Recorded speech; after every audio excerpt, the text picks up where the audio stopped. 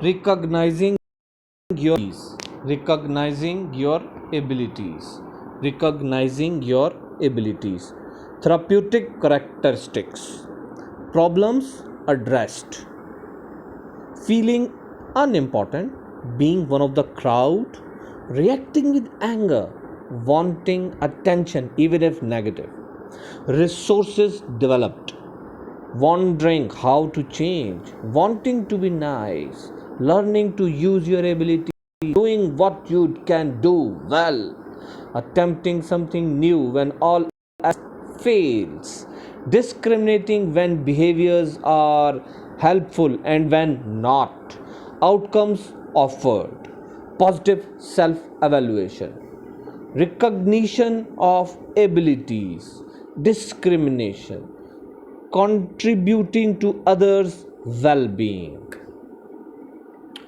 Once upon a time, there was an ant who lived on a frame. Would you like us to give the ant a name? What shall we call him or her? Ali? Ali the ant? Fine. Ali the ant had a problem. You see, Ali didn't feel like a very important ant. Sometimes, when you have lots of brothers and sisters, like I guess an ant does, there can't be much time for a mom or a dad to give that special time a little aunt may want. Besides, there are millions and millions of ants, more of them than us people, I am told. Ali felt like just one big crowd and not a particularly important one. He was also small, so small that lots of other creates didn't even notice him. Well, not unless he bit them. They sure noticed him then. They would yell at him, sweat at him, be angry with him. But that really wasn't the way he wanted others to notice him. He wanted to be nice to others. He wanted to do something special. But how could he when he felt so tiny, unimportant? How could he when he felt so tiny and unimportant? He wondered what he could do. One day, Ali, the ant, was going about his business, unnoticed in the crowd, when he heard some loud noises coming from the vegetable garden. You see, the man and woman who lived on the farm that Ali called home liked to eat nice fresh vegetables, so they grew their own. Their garden was their pride. They had fenced it off to keep the farm animals out. But on this particular day, a big Billy goat gave him a name too. What about Billy? Is that okay? Had broken through the fence and started to gobble up their prized vegetables. The farmers did everything that they could to chase the goat out. They pushed and they pulled. They shouted and coaxed.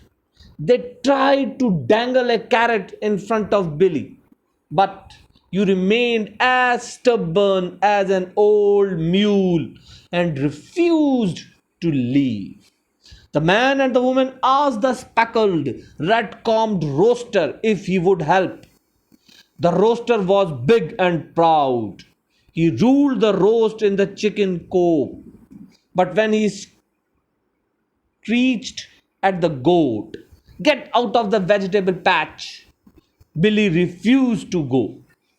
The roaster flew at him, squawking, packing, and flapping his wings in his most terrifying way. But Billy just butted the roaster over the fence and went on eating. The men and women turned to their faithful brown sheep dog, who had no trouble herding flocks of thoughtless sheep across the paddocks. Can you help? They asked. Surely he would have no trouble with just one wayward goat. The dog barked, yapped, and growled in his most ferocious voice. He bared his long white teeth and snapped at Billy's heels. Get out of the vegetable patch, woofed the dog. But the billy goat turned, looked at the dog, butted it over the fence, and went on eating. The man was getting so distressed to see the vegetables disappearing into the goat's mouth that he thought he needed the biggest and strongest help he could get. He ran off to one of the paddocks and brought back his biggest, most powerful bull. The bull was huge. Surely he would strike terror into the heart of the goat. The bull snorted and pawed at the ground, bellowing to Billy, "Get out of the vegetable patch!" But when the goat started to butt at the bull with its sharp horns, the bull turned around and ran away like a coward.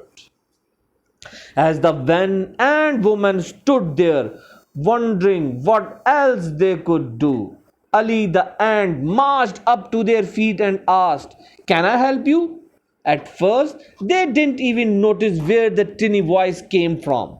When they looked down and saw the little ant, they burst out laughing. What can you do that the fearsome roaster, wise sheepdog, of powerful bull could not do? They asked. Maybe there are things I can do that they can't, just as I can't do some of the things they can do. Maybe you don't have to be big and strong, but just be able to do what you do well, replied Ali the ant. Well, the farmers didn't know what else they could do. They were at their wits' and their vegetables were continuing to disappear into Billy's mouth even as they watched. We have tried everything else, they acknowledged, and that hasn't worked. Have a go if you want. Sometimes, said the ant, when you have done everything you can, you need to try something new. With that, Ali the ant walked off through the vegetable patch toward the goat. Ali was so tinny, Billy didn't even see him coming. He climbed up the goat's hairy back leg so carefully that the goat didn't even feel him. Ali gently and gingerly marched along the goat's backbone, right up to its head. Even more carefully, he crawled across to Billy's right ear, found a piece of soft, tender flesh, and bit hard. The goat leaped in pain and fright and fled from the vegetable garden, never ever returning to eat the man and woman's vegetables again.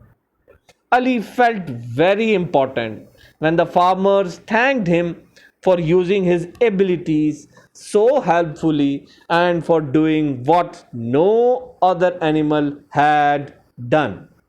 All the other ants thanked Ali too because the man and woman let them wander through the vegetable patch to eat and drink whenever they wanted. And after that, the farmers were very careful never to tread on an ant when they were walking around the farm. Thank you.